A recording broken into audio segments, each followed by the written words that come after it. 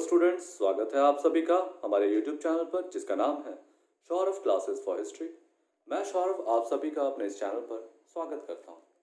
आज मैं BA semester 4 के सब्जेक्ट कोड CC8 जिसका नाम है राइज ऑफ मॉडर्न वेस्ट 2, इस पेपर से आज काफ़ी महत्वपूर्ण विषय आप लोगों के लिए लेकर आया हूँ।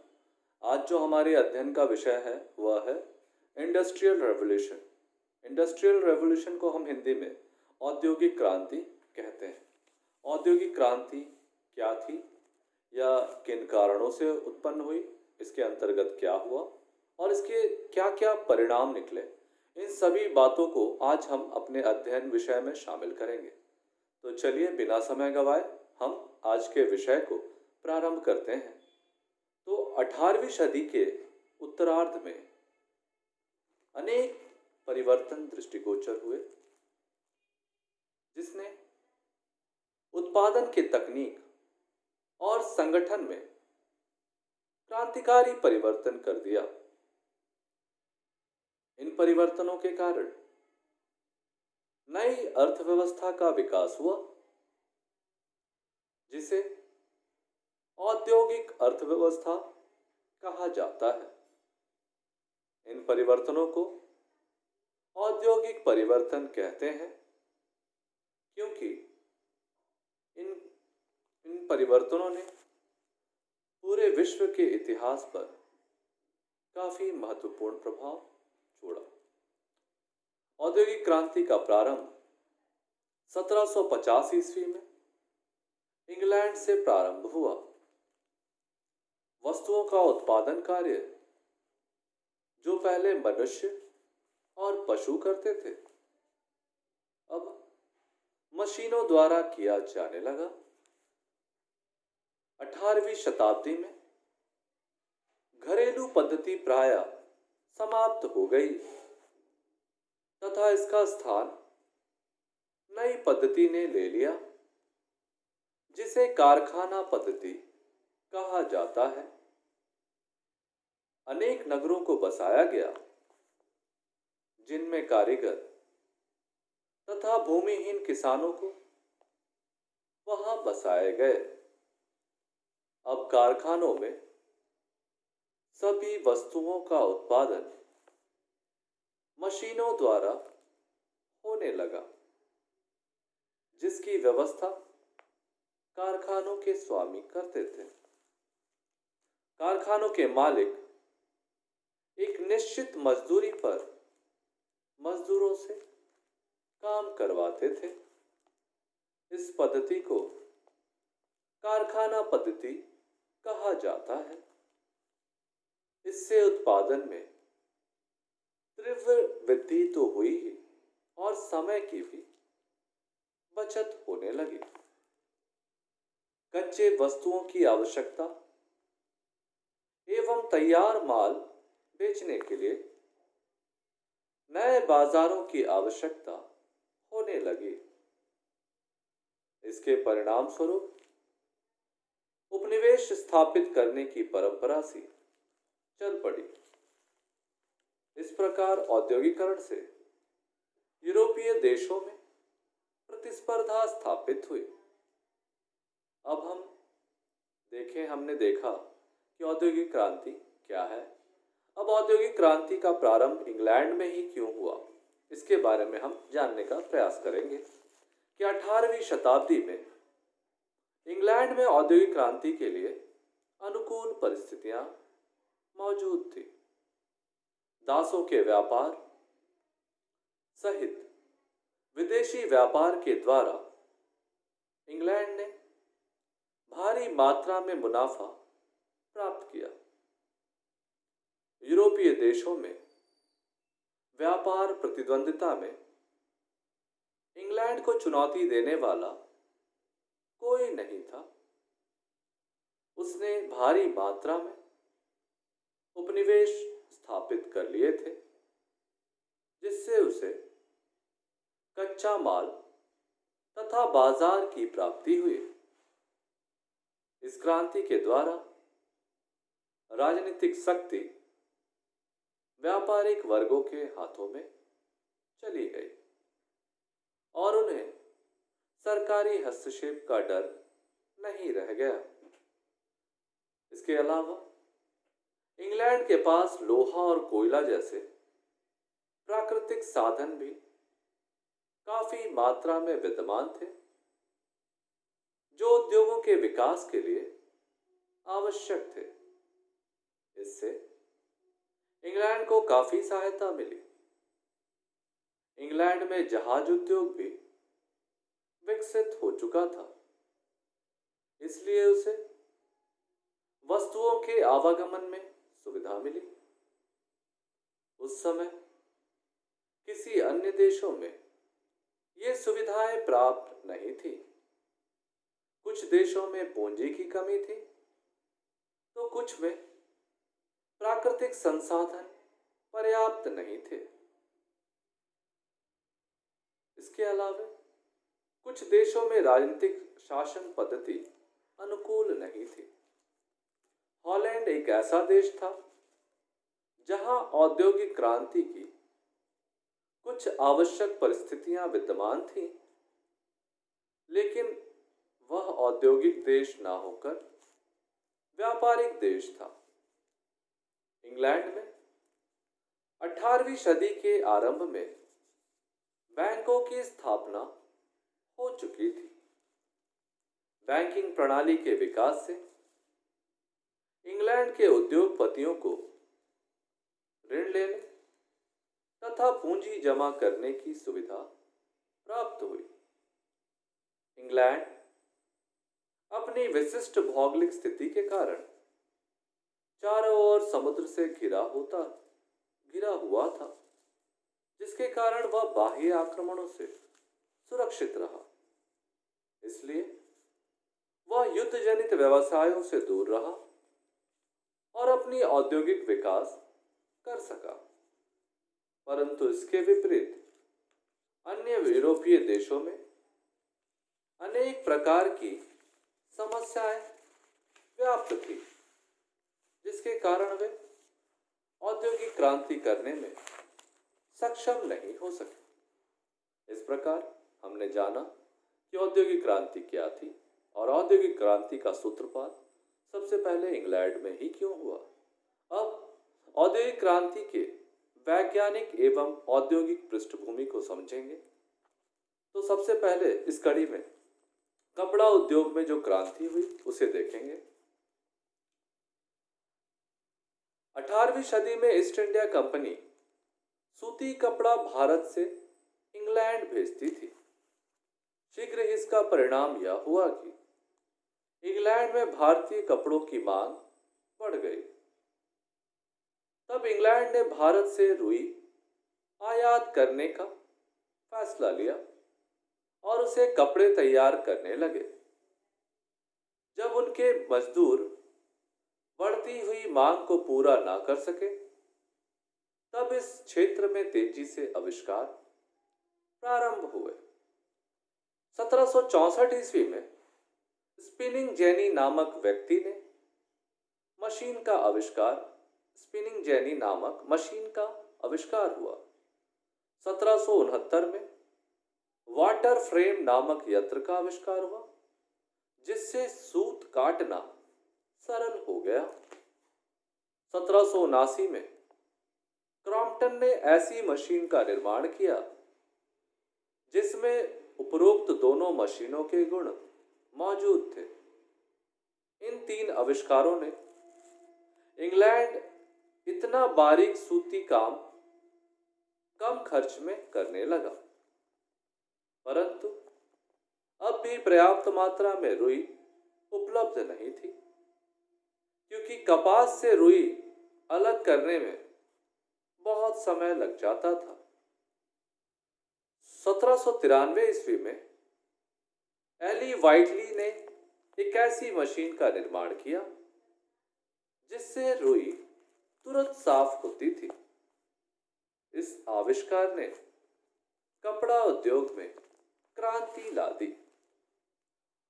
अब हम नए प्रकार के शक्ति भाप इंजनों के आविष्कार पर प्रकाश डालेंगे। 1712 ईस्वी में टॉमस ने खान खानों से पानी बाहर निकालने के लिए खान जो जहाँ से कोयले का निकाले जाते हैं वैसे वो खानों से पानी बाहर निकालने के लिए वाष्प इंजन का आविष्कार किया। किंतु इस इंजन में ईंधन का खर्च अधिक था तथा यह इतना भारी था कि सब स्थानों पर इसका प्रयोग संभव नहीं था। जेम्स वाट ने 1769 में थॉमस के इंजन के दोषों को दूर करके एक नया भाप इंजन का आविष्कार किया। मशीन की सहायता से बड़े पैमाने पर वस्तुओं का उत्पादन करना संभव हो गया। इससे उत्पादन में क्रांतिकारी परिवर्तन हुए। इंग्लैंड के पास इस्पात बनाने और मशीनों को चलाने के लिए लोहा और कोयला काफी मात्रा में उपलब्ध थे। 1856 के पूर्व इस्पात बनाने की विधि काफी महंगी थी। धमन भट्टी के आविष्कार और घटिया किस्म के लोहे को इस्पात में बदलने की खोज के कारण इंग्लैंड के उद्योगों में सस्ता इस्पात बनाना संभव हो गया। इस प्रकार उद्योग का विकास संभव हुआ। इसके पश्चात हम यातायात में सुधार के विषय में जानेंगे। 1814 ईस्वी में स्टीफेंसन ने रेलों के द्वारा खानों से बंदरगाहों तक कोयला ले जाने के लिए भाप के इंजन का प्रयोग किया। 1830 ईस्वी में लिवरपूल से मैनचेस्टर तक यात्रियों और सामान को ले जाने के लिए पहली रेलगाड़ी चलाई गई। इस घटना के बाद इंग्लैंड में बड़े पैमाने पर रेल लाइन बिछाई गई। लगभग 1880 ईस्वी में गैसोलीन अर्थात पेट्रोल की खोज ने परिवहन के क्षेत्र में क्रांति पैदा कर दी। 1839 में चार्ल्स गुडियर की खोज ने मोटर उद्योग की सफलता में महत्वपूर्ण भूमिका निभाई। कच्चे माल और विनिर्मित वस्तुओं को एक स्थान से दूसरे स्थान पर ले जाने की आवश्यकता के कारण इंग्लैंड में सड़कों एवं नहरों के निर्माण में सुधार हुआ। पानी के द्वारा वस्तुओं को लाने ले जाने के लिए इंग्लैंड में नहर बनाकर उसे नदियों और झीलों से जोड़ा गया। स्थल मार्ग की तुलना में जल मार्ग से वस्तुओं को लाने ले जाने का खर्च सस्ता होता था। अब हम संचार के संबंध में सुधार पर प्रकाश डालेंगे।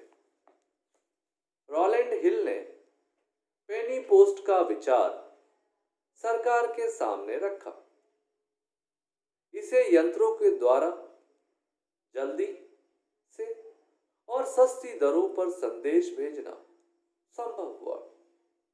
यह यद्यपि 19वीं सदी के प्रारंभ में ही इंग्लैंड में काम में लाई जाने लगी। 1824 ईस्वी में सैमुअल मोर्स ने एक व्यवहारिक तार यंत्र का आविष्कार किया।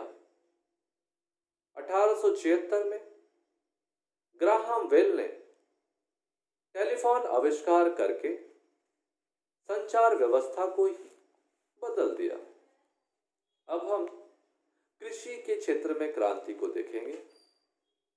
अधिक अनाज उत्पादन के लिए खेती करने के तरीके में परिवर्तन आया। खेती में नए औजारों जैसे जमीन तोड़ने के लिए इस्पात का हल और हगी और बीज बोने के लिए नाली खोदने की मशीन बनाई गई और कुदाली का स्थान घोड़े से खींचे जाने वाली मशीनों ने ले लिया। फसल काटने और साफ करने के लिए भी मशीनों का प्रयोग पर्याप्त मात्रा में होने लगा। किसान जमीन में अधिक खाद का प्रयोग करने लगे, भूमि की उत्पादकता को अदल बदल कर बोने लगे।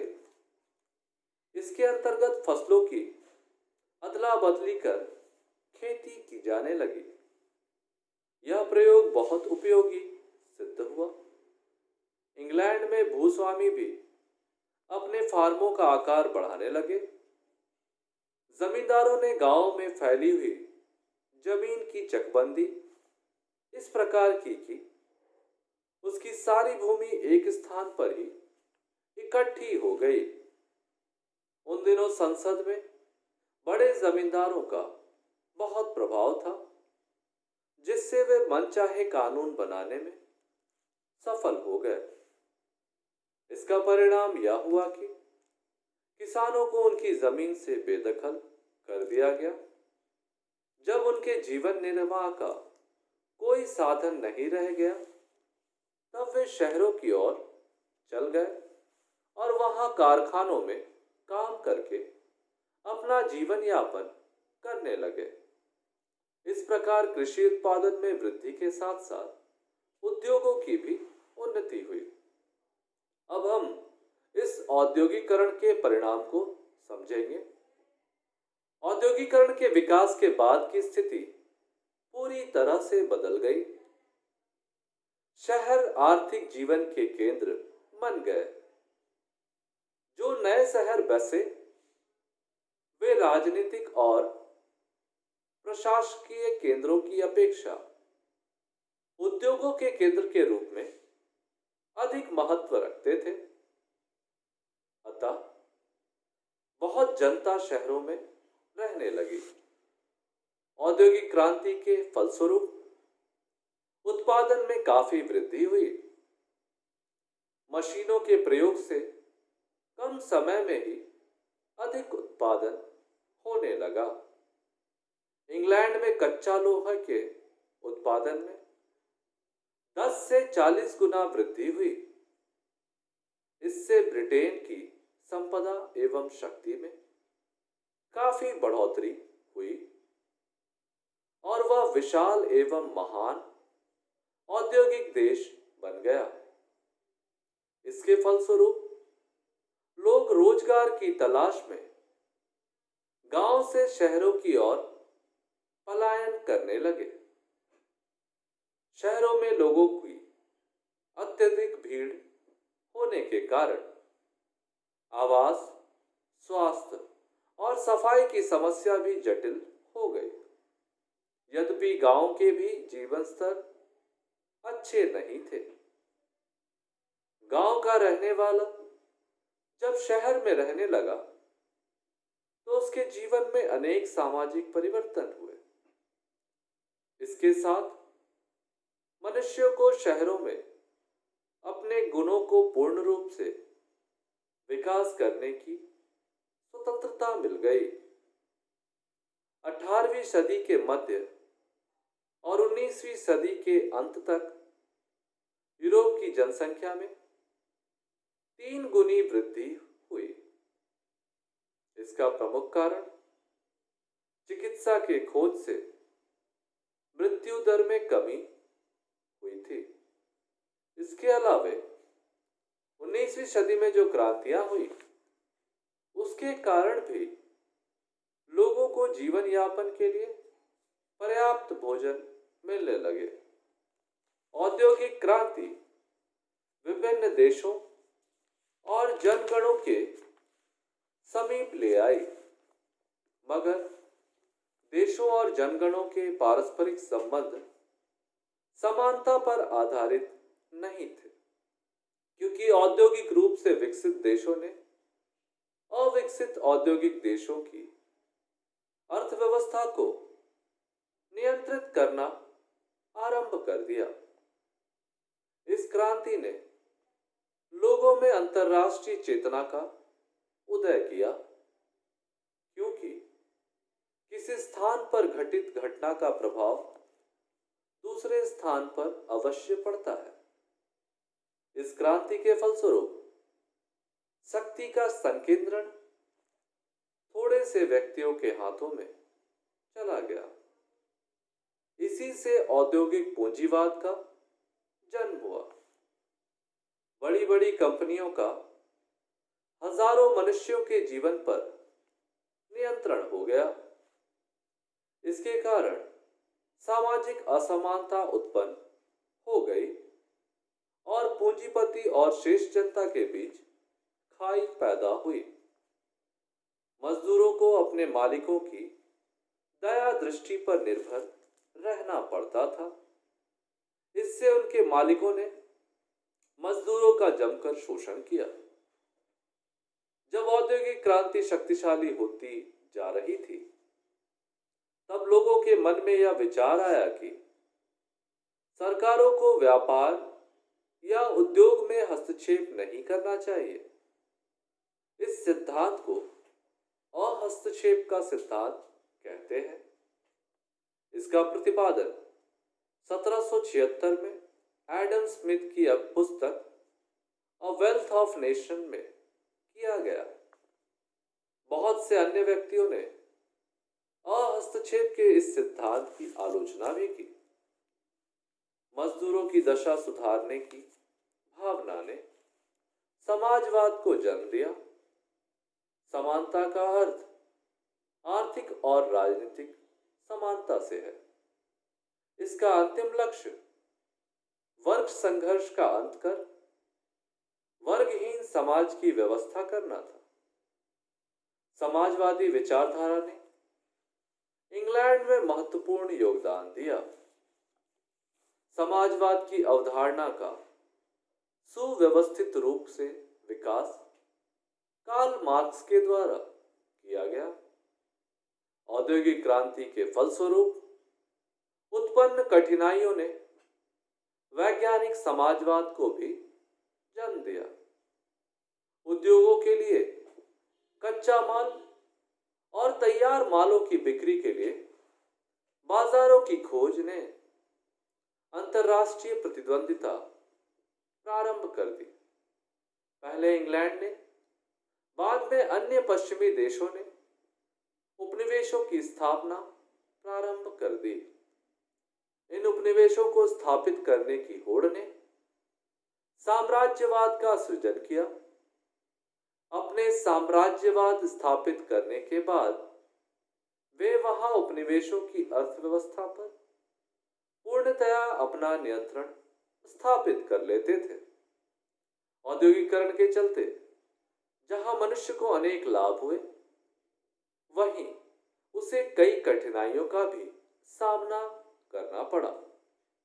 बेरोजगारी, स्वास्थ्य समस्याएं, राष्ट्रों के बीच प्रतिद्वंदिता तथा संघर्ष इन मशीनों के ही परिणाम थे। इस प्रकार हमारा यह विषय औद्योगिकरण संपूर्ण रूप से समाप्त होता है। इस विषय के अंतर्गत हमने औद्योगिकरण को समझा। तत्पश्चात औद्योगिकरण सर्वप्रथम इंग्लैंड में ही क्यों हुआ इसे जाना। फिर औद्योगिक क्रांति के क्या क्या मुख्य पहलू थे उनको समझा और अंततः हमने उसके परिणामों की भी चर्चा की। तो आप इस विषय को ध्यान से अध्ययन करेंगे और जो भी प्रश्न औद्योगिकरण से संबंधित पूछे जाए उनका उनके अनुसार ही उत्तर देने का प्रयास करेंगे। यदि इस विषय से संबंधित कोई सवाल हो तो आप हमें हमारे कमेंट में लिखकर पोस्ट करें। हम उनका जवाब यथाशीघ्र देने का प्रयत्न करेंगे। तो आज के लिए बस इतना ही।